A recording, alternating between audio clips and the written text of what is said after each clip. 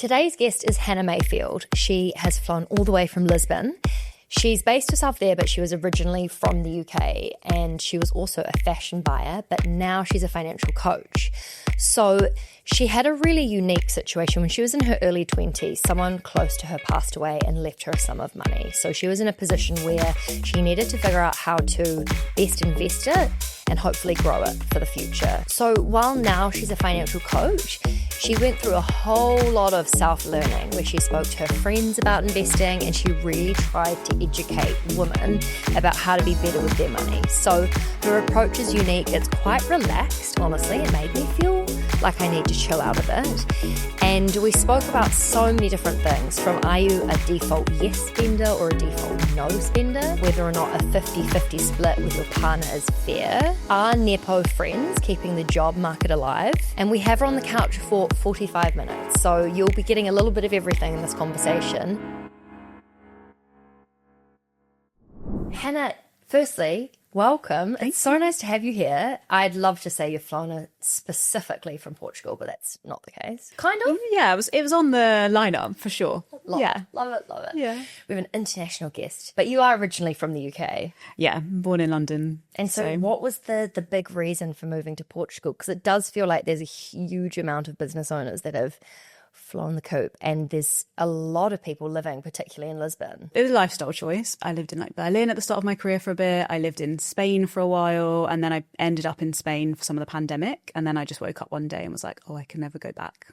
I just acclimatized to a different kind of life, and then kind of was figuring out what my criteria was. I was like, I want to live in a small city, international community, be able to hike and do outdoorsy stuff at the weekends. And then Lisbon just fit all the criteria. And I'd never been, so I just moved there. I just packed up my stuff and rocked up. Yeah, I think that's the best thing that's come out of COVID, is working and living in different ways. You know, for so long we were all trapped to the office and we had to sort of work 9 to 5, and it's really given it a good old shake up. Like the fact that you've got a successful business, you've got a life that you love there in Lisbon, and you're not compromising anything. You're actually just getting all the benefits of being able to pick where you want to be. I think that's amazing. So let's start from the beginning. So you used to work in a totally different industry. You were in fashion for a long time, which is the industry that I would say is notoriously terribly paid. Yeah. I mean, there's a lot, but for some reason fashion is one of those industries where everyone knows it's a cool job, and everyone treats, well, it appears from the outside, treats their staff in a way where it's like anyone would take your job at any time, so you basically should work for free. Yeah.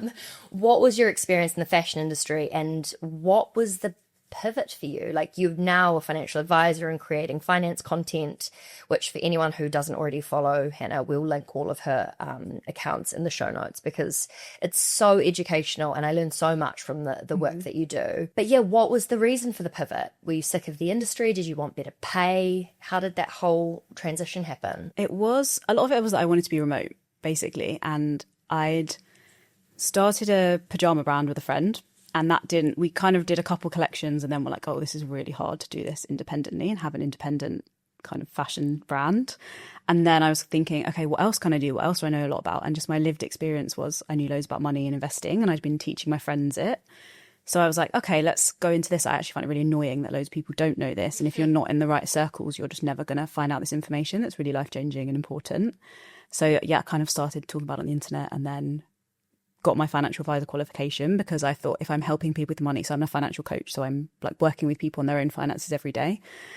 And I just wanted to make sure I'd done my due diligence, that if I was talking about this topic, I wanted to make sure like I understood it properly. So I did all of that. Could we talk about, you just mentioned that when you were younger and sort of, I guess, throughout your life, you've been way more on top of money, and you realised it was something you knew about, but a lot of your friends didn't. How did that happen? Because for a lot of us, I think there's a pivotal moment where we either are at rock bottom financially and we need to find a new way forward, or we come into money and we realise we don't want to be frivolous with it or spend it on things that are not important. I guess, what was the moment where you started to teach yourself to be better with money?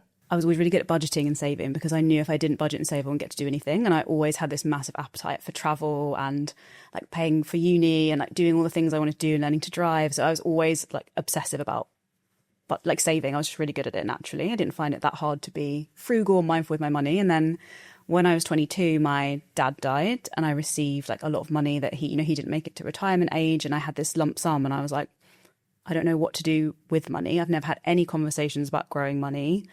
So it was just this big thing I had to learn how to navigate and what to do with. And the stakes are obviously really high because you're like, okay, this is everything he's worked for. This is a big amount. It's not like, okay, I'll start with like 50 quid a month. It's like, okay, I need to learn this properly. So I just couldn't find a good financial advisor, basically. I just couldn't find a trusted person. And I'm the kind of person where I want to understand everything. So I really kind of did a deep dive on, okay, how does property work? And then it kind of took me a bit longer to get to the stock market because I just had such a preconception about it. And then when I went into that rabbit hole, I was like, oh, this is great. And this is really easy. And then that was kind of the thing I started teaching my friends a lot more about because it's really easy to do it with small amounts as well for everyone. It's a bit more accessible. We've spoken about what happened with your dad, and I'd love to ask a few more questions about that if you feel comfortable talking about it.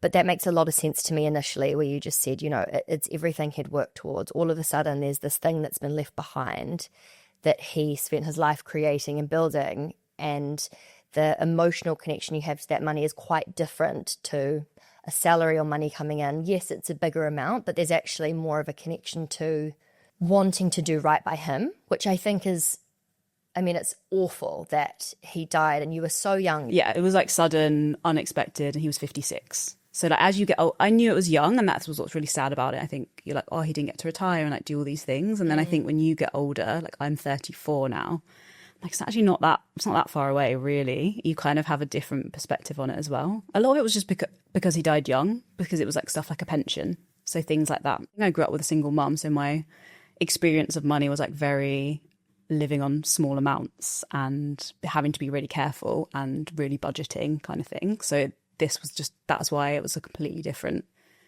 thing that I had to learn. Yeah, I imagine that would have been quite an overwhelming time to then think, okay, shit, I need to really quickly upskill and learn what to do with it. From the time that he died into really learning and then making decisions about what to do with it, where did you put it, and how has it evolved in the last decade? I remember someone saying, like, don't make any sudden decisions like until a year after grieving. So I think that was quite a good. And I was just so busy. I had to finish uni. I had to like relearn my whole uni, myself. I missed so much of it, and then reset everything. So it was just like a very tough time. So I didn't do anything with it at first. And then property, I obviously like lived in a house growing up, and then you rent a house at uni. So I was like, okay, I get how this works. So that was. And I think in the UK as well, there's such a mentality that property is really safe. So that was kind of the first thing I learned about. But at the time, there wasn't, like, I don't use YouTube, but there wasn't anyone like doing short form content about investing. Yeah, so it was just a completely different thing. So I read books, basically. So I wasn't going to talk about property yet, but I actually think maybe it is a good place to start, especially given that was the first investment that you made. Yeah. Firstly, if we were to sort of zoom out and look at the property market, at the time, obviously, 10, 15 years ago, it was a very different world. Did you choose to invest in property, and do you still have money in that asset class? Yeah, I think basically most of my money is in property and rental properties, and then I rent in Lisbon. So that's kind of how I guess, keep everything location independent. And I'm not really ready to settle in one place yet. So it works quite well. So when you bought property, it was a different time. There was different returns. And now things have really changed. And you just sort of touched on that by saying, most people think about property and they think, oh, I can make heaps of money in property because we all know it. Yeah. We live in buildings. It makes sense to a lot of us. But when you zoom out and you look at what boomers, our parents, they made money in that asset class because buying a house was 4 times their salary, and now it's 7, sometimes more. You talk about this quite a bit on your channels about repositioning or thinking about property in a different way, and perhaps it's actually not the way for a lot of us to buy property. Given it's changed a lot since you first bought, have you sold out of that asset class, or are you going to hold on to it for a long time? What are your thoughts about property in general? Like, I'm having conversations with this about my friends as well, and we're saying that we think that property is now you kind of just buy it to live in it, as opposed to, I think before there was this mentality of like, this is that you're set for life if you can get on the ladder. Yeah, it's your golden ticket. You don't need to worry about anything else. And I think now people are like, oh, even if I've bought a house, I probably still should be learning about investing and trying to do other things, because it's just not I think we've kind of realised like, oh, okay, it's maybe not such a given that we're going to have this dramatic growth we've always seen. And I think the interest rates changing is a big one because like kind of all my, I guess, adult life growing up, we had these super low interest rates and that created one reality. And then now there's these high interest rates. I think everyone's like, oh, okay. Do you want to just explain that for anyone that's listening that doesn't understand? So like the idea of a 2% interest rate basically means you're leveraging a lot of money, but you're not paying a huge amount of interest. I'm assuming what you're getting at is when those interest rates are higher, you're essentially just paying interest off. And it's a lot of interest when you zoom out over, say, a 30-year mortgage period.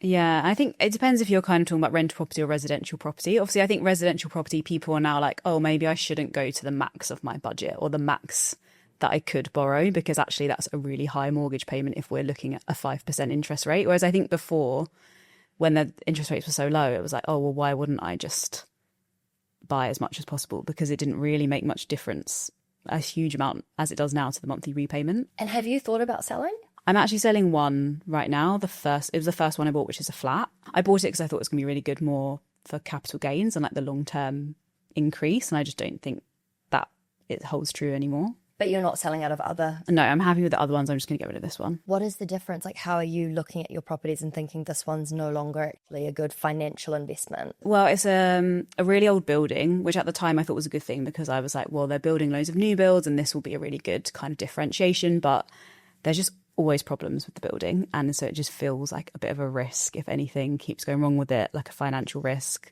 The service charge has gone up loads since I bought it. It's maybe doubled. So, and then put that with like the high interest rates and the fact that people don't really like leasehold flats anymore. I was like, I'm just going to cut my losses on this one. And just admit it hasn't been like the growth one that I kind of maybe thought it would be. And then the other ones, what's the reason for holding on to them? They're houses, so I don't have the whole leasehold thing. The leasehold, just for anyone that doesn't know, basically means that the property, you don't actually own the land as well as the house. Leasehold means that you're kind of like leasing the land ownership. Yeah, you own the property, but you have to pay, there's a freeholder that you pay like ground rent to, and then you sometimes, depends on the type of building, you'll pay a service charge. And because this is a kind of a bigger block of flats, the service charge has just gone a bit crazy. There are stats that say 63% of millennials and Gen Zs really regret buying a home. Why is that? Like, what are the main regrets? Do you think it is that we all still are buying into this mentality that it's going to give us all of this, like golden ticket towards wealth? Or do you think it's something else? My kind of speculation is, I think because there still is this pressure to get on the property ladder, especially from, I feel like if you're kind of like a millennial, or like the boomers are like, I don't know about like boomer parents, I feel like they're like, you need to buy a house, like get on the ladder, and they're really encouraging of it. So you feel like maybe a rush, and then I think if you buy the wrong place or wrong location and then you want to move or your job changes or you realise, like I have seen some videos, people being like, oh, we bought this big house and now we've got this massive mortgage and we want to downsize and things like that. It's just hard to get out of, I think, because of stamp duty. So basically in the UK, if you want to buy a house, you have to pay quite a lot in stamp duty. So if you kind of explain what that is for anyone that doesn't live in the UK? Yeah, it's basically a tax. So whenever you buy a house, you have to pay a percentage chunk. It depends on how expensive the house is, exactly what percent you pay. And you'll just never see that money again, basically. So it kind of stops people from moving around too much because you're like, oh, well, I'll have to pay stamp duty again. And that's also a bit of a factor of why I think people say, don't bother buy a house unless you're going to be there for 10 years. And I think some of it is because there's this big expense that you're never going to get back. If you buy a house, you kind of want to make the right choice. So I guess, what are your thoughts then for anyone that's unsure about property, or as someone who still owns property, what do you think about renting versus buying? It depends, but I mean, I just see a house as a retirement plan. I'm like, ideally you do want to probably have bought a place by the time you're maybe like 40, so you can have a 25, 30-year mortgage and you're kind of on track to have something paid off for retirement. Right, so you see it more as, okay, you want to, when you've stopped earning, be in a house that you own because you're then not having to constantly pay for something. But you maybe don't need to invest in that until you, know definitely where you want to be. And also you choose a house that has longevity and how you want to live, where you want to live. Yeah, ideally. Although you're probably always going to have to, change at some point. But yeah, I just think of it like a retirement plan. You could, I think there's a lot of arguments people say, well, you could just rent and then put the money you'd save into investments, and then you'd kind of have the equivalent in a different kind of asset that you could, I guess, switch into a property. But I don't know, it's very simple. Just if you live in a house, just buy it if you can and pay it off. I think it's just like a cleaner way to think about. But everyone's situation is different, right? So it kind of depends. It's just also like when you look at the amount of money that you have invested in property and then you compare the returns in the stock market, it's so hard to not think this is a terrible financial decision, particularly in the UK, I would say. Yeah. It's a really weird one. I don't know how I feel about it. And it's almost like I'm coming up against this constant part of my brain that's like, no, property is good. But I'm like, but is it in the UK? Maybe not. Like New Zealand is a very different kettle of fish when it comes to property because we don't have stamp duty. But yeah, it's just this so ingrained in us, buy a house, buy a house. So is a good way to think about it if you look at the amount you're thinking about investing in property and the returns kind of being flat, and then you compare that to what you would make in the stock market, and then you layer on the rent side of things to figure out what actually makes sense. Because it is a lot cheaper to pay, I think, interest only in a house you own than rent to someone else. I think when you're making really personal life decisions as well, like, it's good to think about the finances, but you just have to do what you want for your life as well and what's best for you and what feels like. Some people will just want to own. I think you can do all the maths and the sums, but I just think it's being a bit aware that actually if you have a chunk of money that's working for you instead of being tied up in a house, it might not be this way of thinking about it that's so cut and dry, like house is always better. Okay, God, I love that. Inconclusive. Yeah. Answer. I just keep using all of the people that come on this podcast for my own personal gain, and it's still not helping. I'm still very confused. It's a bit vague. I'll have my financial coaching session at another time. Yeah. I'd love to speak about your own relationship with money and how you started interrogating yourself with how you spend, what is important to you, because I know in your 20s when you were more, I don't know if frugal is the right word, but you were really conscious about the money you had and where and how you wanted to spend it. How did you get into a place where you felt really confident in knowing what is important versus not? And how did you block out what everyone else thinks? I think I just always knew what I wanted with money. Like I never found myself in a situation where like, oh God, like I don't know where it's gone. But when I was like maybe like mid to late 20s, I got given the book just offhand, like not super mindfully, the book You're a Badass at Making Money. And there was stuff in there about your emotional relationship with money. And I remember reading that and being like, oh, like I have some weird stuff about money. And obviously like growing up with a single mom and having that one experience, I think I always, and I talk about it now, I'm like, sometimes I think people would default yes spenders or default no. Explain that more. So I think a default no is like whenever someone looks at something they want, they're like, no, I can't have it. And I was very much like that. Whereas I think some people default yes, where they'll just anything they kind of want to buy in their head is a yes and they'll try and get it. And so when you read that book, did you rethink that? Yeah, I read that and then I did this money personality quiz. It was very illuminating and I was like, oh, okay, like I'm quite a fearful person with money. It was called the accumulator, where you just want to keep money in savings and spend as little as possible, which makes sense like when you look at. So I basically did a lot of interrogating of like, okay, what did I see growing up? Like what I've learned from my parents.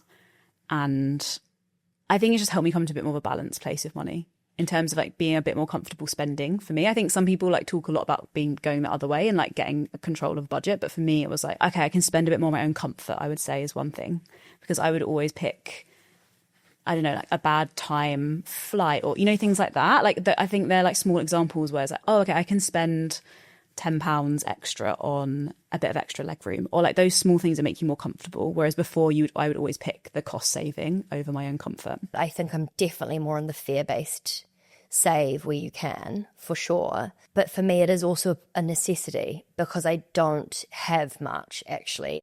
For you, when you swapped into being like, okay, I can spend more on comfort, whether it's not going at a 4 a.m. flight or whatever, was it like okay, now I can spend more? Or was it just like, I'm being really tight just because I'm scared? Obviously, I had more financial freedom, so I could. But it was because I realised, oh, I have this certain way with money, this like default mode of being, and maybe it isn't, I don't need to be like this.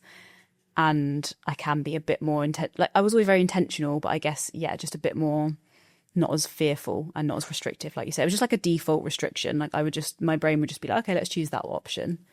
And then I guess by learning about my money personality, I kind of could see like, okay, there's other ways, like I could spend a bit more here if I want to.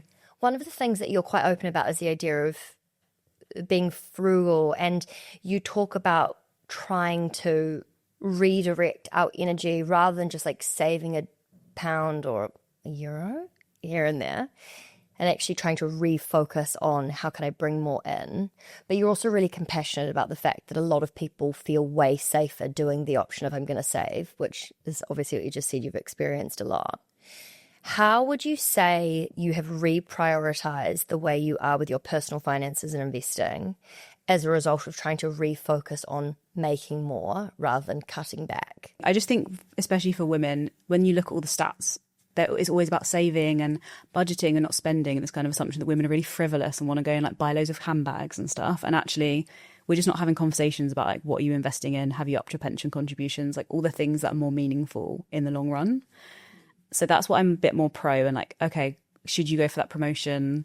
Like, how can you negotiate, and like talking about these things with our friends. And I think for me, I'm just trying to earn more. That's been a conscious thing in my mind of being like, okay, what can I do where I could have a slightly more higher paying career perhaps, or what is, what does the market want right now? Like for now, it's content creation is very like a lucrative skill. So like at the start of the year, I was like, okay, I need to get good at content. Like that was a really mindful decision of being like, okay, this is like social content. Yeah, social content. Because I think it's a skill. I think people are like, oh, I'm just not good at it. But it's like, I've been putting in the effort to try and get good at it, and kind of trusting that that will lead to more opportunities later down the line. So things like that, I'm like, okay, what can I see as a changing, and how can I adapt? I think we're all going to have to be a lot more adaptable with AI, and like things are just feeling really uncertain, and kind of upskilling where we can. Can we then talk about investing? Because I know that you have a really ethical part of how you approach money and investing that is really important to you. And I'd love to know for you what feels ethical when it comes to investing, spending. Are there really hard lines for you that feel uncomfortable, or again, is it quite fluid? Try to be very mindful, and I think I had a massive spiral about this a few years ago about like capitalism and the planet and ecology, and it really I was just completely stuck. It was really bad for my whole work and business, because I was like, oh my god, I can't even talk about this.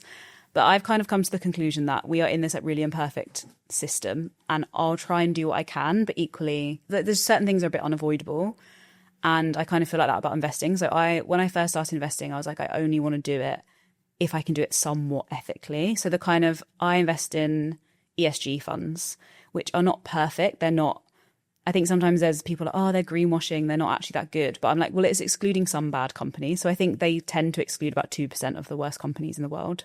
So things like gambling, tobacco, some fossil fuels. It's really hard to completely get out of fossil fuels in just like in a lot of the funds, basically. It's so interesting that you say you went down that spiral rabbit hole of, capitalism is absolutely, excuse my language, if there's kids in the car, fucked. And then you think about the idea that, oh God, I shouldn't own property because people are struggling to, you can go so far down that. It's hard, isn't it? Because I think most women are the ones who think about that and then go down that rabbit hole and then don't invest in general. I feel like I have cognitive dissonance around what I know to be true and what is really important for the environment. But then in terms of gender equality, having more money in the hands of women, there is no perfect way to ethically invest.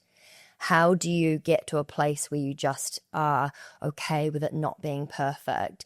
When you were in that hole of, oh God, I just don't even want to do any of this. I want to tap out of like earning money and starting a business because I've so been there. How did you reemerge and think, okay, I'm going to take part in this, but I'm also comfortable with it not being perfect? Yeah, I kind of accepted it.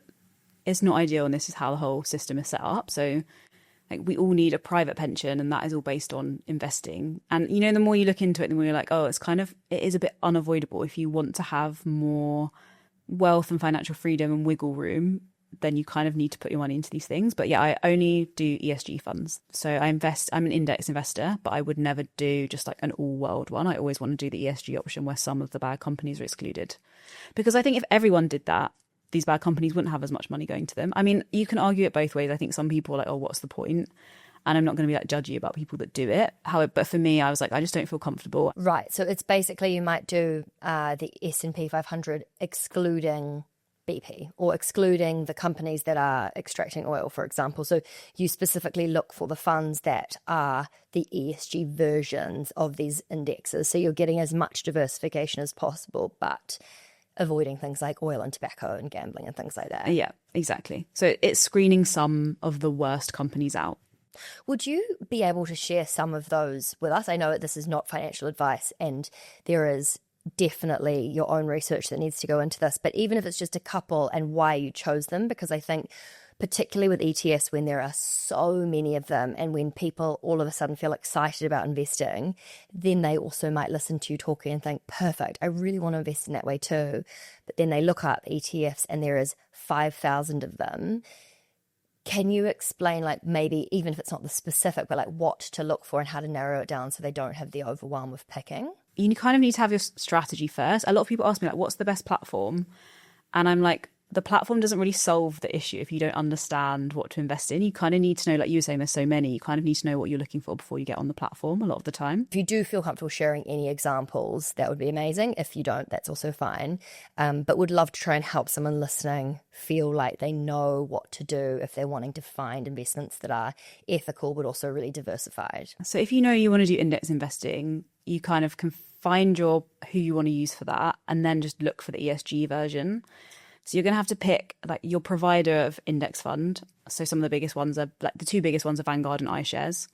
And then you're going to need to pick your geography. So some people do all world, some people do S&P 500, which is just America.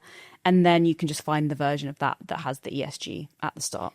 One of the things that you speak about, which I love, and I would love to explain more, particularly when we're in a time where the stock market is just everyone is absolutely losing. I need to stop swearing. Losing their minds about what's happening. A lot of people are falling victim to this idea of the panic sell, and they don't understand what's going on, especially when it comes to investments and how much psychology is involved with this. So can you just explain what is going on with our brains and how we can use that information to try and avoid emotional decisions when it comes to the amount of noise that is just constantly around, particularly at the moment when it comes to this impending stock market crash, because there are a lot of people panicking about it. But I think diving into psychology and how our brains work is really helpful context. It's a case of, I think, knowing your strategy and sticking to it. So I'm a long-term buy and hold investor. So I'm like, okay, the whole point is that I'm just going to ride out and I have the timeline. Like there's nothing I need this money for in the next 5-10 years. So I'm just going to ride it out when things go down, because we've had these amazing years of growth. So like it's just inevitable that at some point it's going to go down. And just being okay with that and knowing that's the price of admission as well. It's like, okay, well, you don't get this amazing growth that's way better than a savings account without some kind of downside. And the downside is it goes up and down a lot and you have to like manage your own feelings over that and just being like, it's going to happen. And also I think for people who are in jobs as well, it's really good to, if we have a downturn, I think there's obviously the investing perspective, but then that would mean the whole economy is probably struggling as well. So you would be maybe at risk of losing a job and things like that. So there's lots of other knock-on effects that it's good to prepare for and be mindful and be like, okay, maybe I'll try and have more runway in my emergency fund. Like what would happen if I lost my job? But equally, yeah, with the investing side, kind of trying to stick to the plan. Like I had my kind of first test, I guess, I started investing in stock market in 2018. So I had the wobble in 2020 with COVID and I just didn't log in. It's amazing you did that with your first wobble, because I think the first wobble is the hardest. It's like the first heartbreak is the hardest. You know, all you want to do is sell because you're freaking out. So the fact that you held on for the first one's kind of amazing. But yeah, I was like, okay, I'm a long-term buy and hold. Like that's what I've decided. Let's just not look. Can you explain the psychology around loss aversion and what that actually means? Because I think if you understand that, you will find those wobbles a lot easier to not react to. Yeah, so loss aversion is, we feel as humans, our psychology is we are way, I think there was a study or something, they would ask you, okay, if you found £50, how would you feel? And people are like, oh, I'd feel pretty happy, like, you know, they'd feel good about it, but not such an emotional range. Whereas if you lost £50, people like really felt it. And I think it's because we're hardwired to feel loss and try and keep ourselves safe and things like that. When it comes to money, like seeing the number go down is going to be incredibly stressful for a lot of people. But the thing I always say as well is the number on your screen, you still own the same amount of investments. So you still own the same amounts of bits of companies. It's just that's what someone will pay for them on this day, on this exact moment of time. That's a really great way to explain it. It's a temporary sale. Yeah, like it's just based on vibes. Like people at this moment in time are willing to pay loads for your investments because everyone's like, yeah, it's great, we love it, we'll pay a lot for it right now. And then if we have a downturn, people just aren't as willing. People don't want to put their money in, so they're just not going to pay as high a price for it. I'd love to do a bit of a quick fire. There's a few topics that you've covered on your socials, which I love. And I realise there's a bit to cover, so we don't have to go into a huge amount of detail. But there was a few things that I thought, this is so interesting, and I love your take on it. I think one of them is like the job market at the moment is like dire straits. A lot of people are feeling quite scared about how to find a new job. What do you think that people need to be aware of when it comes to the job market, just in general right now? I think it's just being prepared probably for, okay, what happens if you do lose your job, and like thinking about it and planning for it if you can financially is always going to be smart. And then, yeah, I think the thing I did on my socials was about getting jobs through friends and networking. And I was never a network person. Like, that's just not really my vibe. And then I think as I got older, I was like, oh, okay, like that's how things are sometimes done in the world. I heard once, which I thought was really interesting, like life isn't a single player game, it's a multiplayer game. And if you try and play it like a single player, you're like not going to get as far.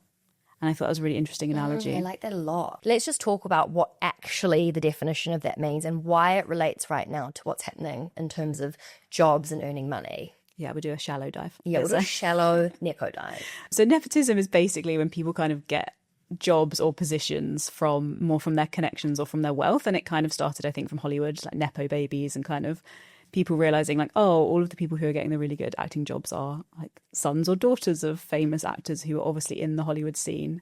And then I just kind of thought it was a fun phrase, so I just said nepo friends. Like, kind of if you have your friends that are kind of like getting you in jobs and things like that. And I guess it is more just a take on like networking, which sounds a bit boring, but it's knowing people and having connections. And I think, yeah, being more visible, telling people what you're looking for, maybe. Agree. The more people you know, or like, the more conversations you've had, like probably the probabilities are higher that you're something, you know, at some point, or you'll hear of something, or if you're connected to more people on LinkedIn, you'll see them kind of like something that might be a job, or you know, like things like that. It's hard to plan for because it's not as strategic as I'm going to apply for 50 jobs. It's a much slower burn. I'd love to talk about the singles tax because you've spoken about this on your socials as well, and just the idea of how expensive it is to be single in 2026. How can we talk about this not just in a way that makes single people feel seen, but also people in relationships really understand how much this is impacting people's finances? I'm just very aware of the cost of living, and I think a lot of it is because I grew up with a single mum, and I don't think we would have survived. Like if it was now, I would find it quite scary because I think we probably kind of like just made it financially, and I think with all the pressures that everyone's facing now, I think about single moms. I'm like, how are they doing it? Or single people in general. Like I'm just very aware that everything has got a lot more expensive, and there are a lot of people out there who are struggling, and a lot of people like really seriously being put into poverty. And that's kind of like not the topic of my video. My video was a bit more like, okay, you're gonna have to pay for a hotel room on holiday on your own and things like that. I think it's just good to be aware of other people's financial situations and be a bit like mindful of it. And I just wanted people to feel seen, because it is a big thing if you're paying for everything on your own and just doing life on your own. Like it's just a lot, isn't it? It is. And I think as much as we don't want to lean into that classic old school trope, if you need a partner to be financially stable, or you know, you want, if you're in a hetero relationship, the idea of the man's going to save you, you know, I think we definitely try to move on from that. But also the idea of combining and joining teams with somebody is like inevitably, normally, like two is better than one. So it's not necessarily that you're expecting someone else to carry you along, but it is easier when you're sharing that responsibility, whether it's a financial or an emotional thing. A problem shared is kind of a problem halved. And so I think there is definitely a financial disadvantage if you are trying to do all these things alone. And I would love to hear from someone who is in a relationship, who's also very financially aware. What are your thoughts about combining money and bringing your lives together financially? Yeah, I don't have any hard or fast rules like you should definitely open a joint account, or I know there's a lot of people who talk about, okay, like you figure out how much you each earn and then you do a percentage contribution to the household income that's based on your income, so you both kind of have the same amount disposable left over. I think you just have to be a team and talk about it openly and kind of get on the same page of, okay, where do we want to go? Like, what are our financial goals? Because most life events are financial events at the end of the day, like buying a house, having a kid, looking after parents, like all the things that life might throw at you, career pivots or starting a business, like they're all financial things. So I think for me, the relationship is just about being able to talk about it and being aligned and on the same page. And I think if you look at the stats around breakups and divorce, a lot of it is for money. And it's probably, I think the more open you can be in talking about it and figuring out like, oh, what feels fair, what feels right, like having the open conversations, I think is the most important part. Not necessarily there's like one structure that's super equitable, or you have to do everything down to like the tiniest percentage, but just in general being on the same page of like, okay, this is what we want and we're going to do it together. Did you meet your partner later in life? Or yeah, and so you came at it with financial knowledge and also financial assets. Yeah. And I think that's happening more and more, you know. I'm the same, you know, when you meet someone in your 30s, I mean, you are in a different position to when you're 18 and leaving uni. And so meeting people later in life means it's a good thing, I think. You know yourself more in all the ways, but it also has this added complexity around, you know, firstly, it's so hard for things to be equal anyway. How did you decide what felt right for you? And you don't need to go into specifics around what you have set up with your partner, but do you have any advice for people who are feeling a bit confused by the romantic notion of combine everything because you're in a relationship and you should be an economic unit? I love planning for the future. Like I love thinking. So I'm do such I. a dreamer. I love being like, okay, what do we want to do? And I think especially living in Portugal, it's not as straightforward a life path. So that it's a bit more fluid in terms of like, oh, should we buy somewhere, and what might that look like? And yeah, I don't know if I have any like good answers, but I think it's just I just feel really like we're a team and I can rely on him and he could rely on me and we'll both kind of figure it out together. And we're both aligned with where we want to be. And I am a bit older, I'm in my 30s now, but equally if I think about how long kind of hopefully my earning potential is going to keep going up and like over our lives, how that might change, it's quite interesting as well to be like, I feel kind of at the start because we haven't really done loads of stuff yet in terms of buying or things like that or having a family. I wonder if for you, because you had inheritance and you have investments, like if I look at mine, I have investments for sure, but they're not enormous.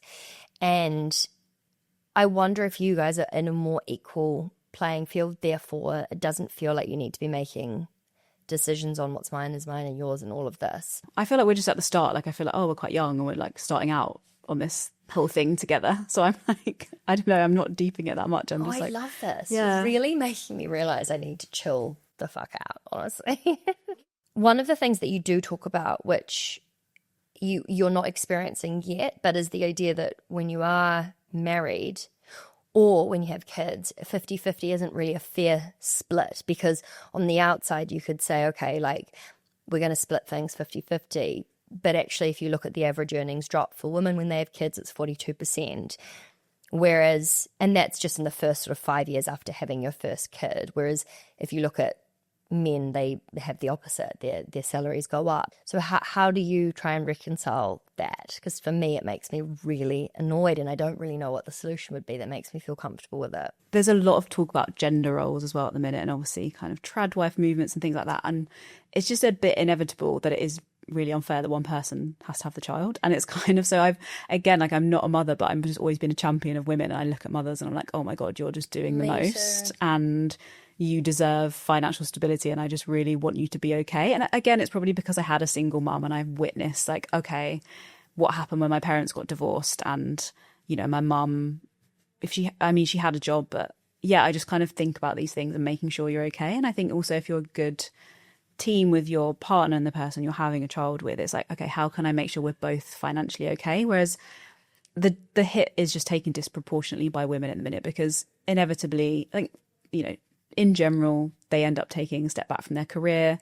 If the world was like perfectly set up, maybe both of you could work 3 days a week, really good jobs, and it wouldn't impact your career prospects. But things are set up economically that most jobs are full-time.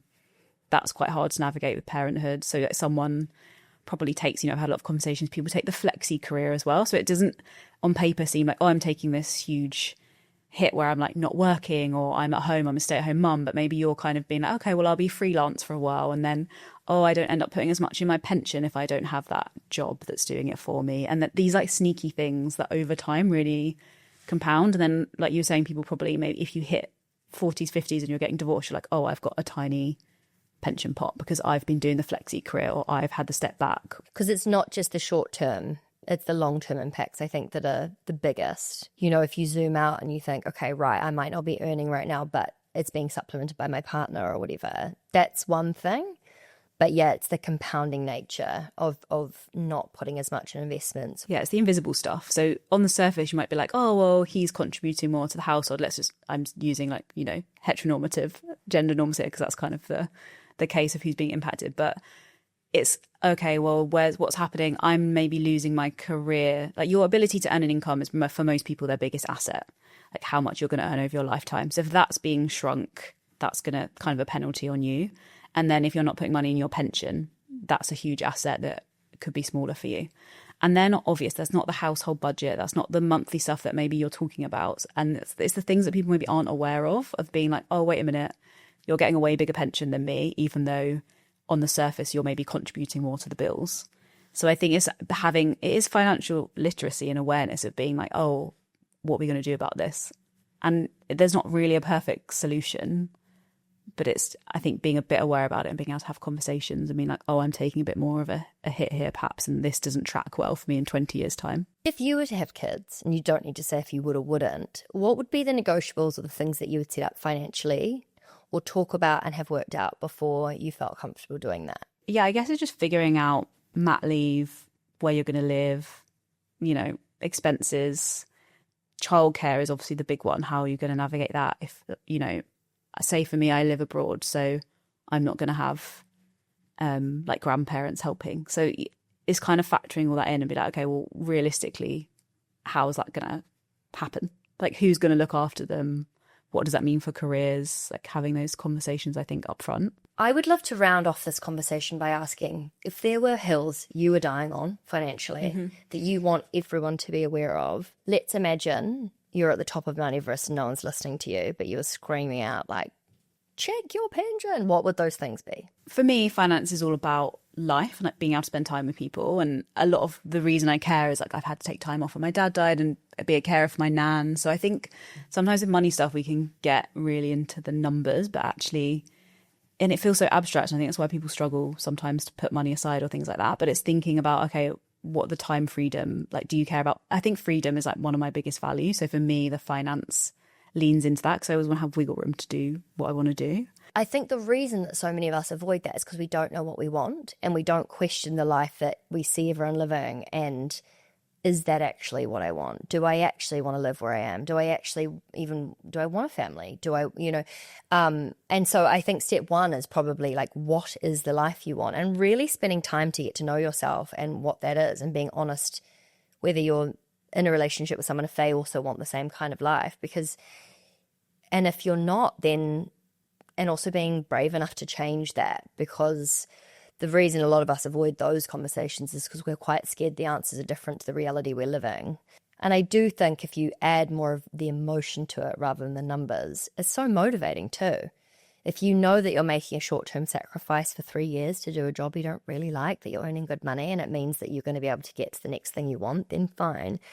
But I think without the context, a lot of us don't have the motivation to stick with the plan or to care about the numbers. So I think it's really good advice. Yeah, it kind of goes back to what you said at the start about reverse engineering. Like, I always kind of am reverse engineering things. And I think with financial goals or life goals, it's like figuring out, okay, where do I want to be? And then what do I need to do to get there? Oh, it's quite scary. I think I need to spend some time doing that. Yeah, I think that the take that you have in general, what I've learned from this conversation, I would actually say is that the dogma and the intensity at which we approach finances, it doesn't need to be there. And actually, you can adopt a more fluid, emotional relationship with how you are crafting your life. Your finances is a vehicle to get you there, but you don't have to identify as really financially savvy or really like you care about money or things. It's actually realizing that money in your plan is the way you can get to the life that you want. And that in itself is really beautiful. And it's actually not tacky, materialistic, all the things that are attached to money, which is why so many of us are like quite averse to thinking or talking about it. If anyone does want to work with you, how is it that you work in a coaching capacity, and how could people get in touch? So I do one-to-one coaching with people. No, it is normally people who have had a similar, that they've had that lump sum and they just don't know what to do with it, and they've got a bit stuck, and maybe they've kind of tried the traditional finance stuff and they're like, I just don't vibe with these people, and a bit, frozen. So you can have a look on my website for that. Yeah. And I also I'd put out quite a lot of content. So that's my main thing at the minute. Yeah. Very good content. So, thank you so much. It was really amazing to meet you. I'm sure that there's a lot of people that have got a huge amount of insight from this conversation. So yeah, thank you for coming in. I really loved it. Yeah, so good. Thank you so much. Thank you so much for listening to Raising the Curve. These conversations are designed to teach you everything you need to know to be better with your money, from saving to investing to talking with your friends about your salaries, all of that stuff. And if you like what you heard, we would love if you could please hit subscribe wherever you're listening and leave a comment. Let us know what you thought about the episode. And it only takes 1 second and it would really make our week, our month, our year. Yeah. So please do it. Okay. Love you. Bye. Okay, quickly, The Curve was created to empower and educate you about investing, but we are not financial advisors. Our platform exists for educational purposes only, and it doesn't provide personalized investing advice for your individual needs and should not be relied upon to make an investment or financial decision. And always remember to do your own research before making any investment or financial decision. We're here for any knowledge and support you need, but the final call is always yours. And thanks for being here. You got this. Yeah, we know you got this.